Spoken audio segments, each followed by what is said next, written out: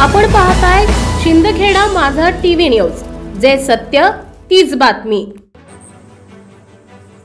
लोकसेवक छोटू महादू पाटील, मंडळ अधिकारी भाग तामथरे, तालुका शिंदखेडा, जिल्हा धुळे यांनी तक्रारदार यांच्याकडे तडजोडी अंती 2000 रुपये लाचेची मागणी करून सदर लाचेची रक्कम स्वतः स्वीकारताना त्यांना रंगेहात पकडले म्हणून गुन्हा दाखल करण्यात आलाय।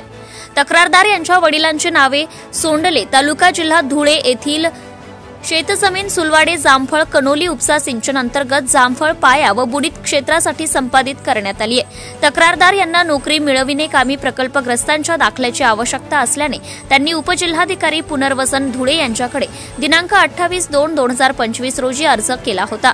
सदरचा अर्ज चौकशी कामी तहसीलदार शिंदखेडा यांच्याकडे पाठवण्यात येऊन त्यांनी सदरचा अर्ज पुढील चौकशी कामे छोटू पाटील, मंडळ अधिकारी भाग तामथरे यांच्याकडे दिला होता। त्यानंतर तक्रारदार यांनी मंडळ अधिकारी छोटू पाटील यांची वेळोवेळी भेट घेऊन त्यांनी सांगितल्याप्रमाणे अर्जाच्या चौकशी कामी आवश्यक त्या सर्व कागदपत्रांची पूर्तता करून दिली होती, परंतु मंडळ अधिकारी छोटू पाटील यांनी त्यांच्या अर्जाचा चौकशी अहवाल तहसीलदार शिंदखेडा यांच्याकडे पाठवला नाही।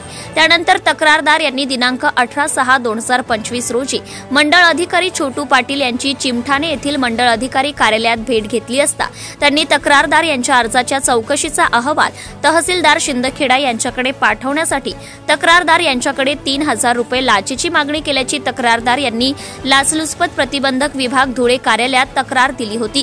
सदर तक्रारीची दिनांक 19/6/2025 रोजी पंचासमक्ष पडताळणी केली असता मंडळ अधिकारी छोटू पाटील यांनी तक्रारदार यांच्याकडे त्यांच्या प्रकल्पग्रस्ताचा दाखला मिळण्याबाबतच्या अर्जाचा चौकशी अहवाल तहसीलदार शिंदखेडा यांच्याकडे पाठवण्याकरिता तडजोडी अंती 2000 रुपये लाचेची मागणी करून लाच स्वीकारण्याचे मान्य केले होते।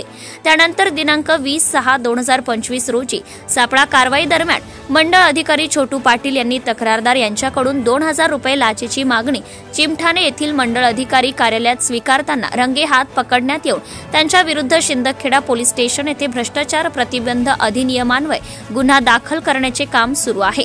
सदरची कारवाई लाचलुचपत प्रतिबंधक धुळे विभागाचे पोलीस उपअधीक्षक सचिन साळुंखे, पोलीस निरीक्षक रुपाली खांडवी तसेच राजन कदम, मुकेश अहिरे, संतोष पावरा, प्रवीण मोरे, रामदास बारेला, प्रशांत बागुल, मकरंद पाटील, प्रवीण पाटील, सुधीर मोरे यांनी नाशिक लाचलुचपत प्रतिबंधक विभाग नाशिक परिक्षेत्राच्या पोलीस अधीक्षक श्रीमती शर्मिष्ठा घारगे वालावलकर यांच्या मार्गदर्शनाखाली करण्यात आली असून पुढील गुन्ह्याचा तपास सुरू आहे।